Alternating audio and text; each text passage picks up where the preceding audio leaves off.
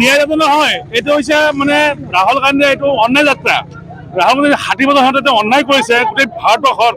সেই প্ৰতিবাদত আজি আমি গোটেই অসম আমাৰ গোটেই অসমৰ ৰাইজে, গোটেই ভাৰতবৰ্ষৰ ৰাইজে আৰু আমি আমাৰ এই চামগুৰি সমষ্টি নগাঁও জিলাৰ ইমানখিনি আমি ৰাইজ আহিছোঁ, সবে আমি প্ৰতিবাদ কৰিছোঁ।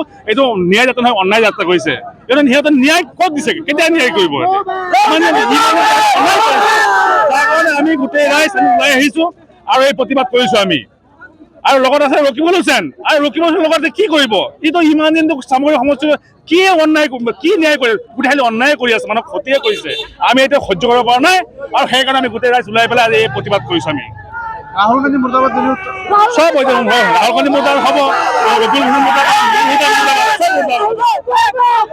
আমি এইটো প্ৰতিবাদ কৰি থাকিম। এই প্ৰতিবাদ আমাৰ যেতিয়ালৈকে আমি জীয়াই থাকোঁ এতিয়া প্ৰতিবাদ কৰি থাকিম। যিহেতু 75 ইয়াৰ্ছ ইহঁতে গোটেই ভাৰতবৰ্ষৰ মানুহৰ লগত অন্যায় কৰিছে। এতিয়া আহিছে আকৌ ন্যায় যাত্ৰা কৰিবলৈ। এইটো সঁচাকৈ কংগ্ৰেছৰ লাজ নাই, ৰাহুল গান্ধীৰ লাজ নাই, ৰকিবুল হুছেইনৰ লাজ নাই, নুৰুল হুদাৰ লাজ নাই।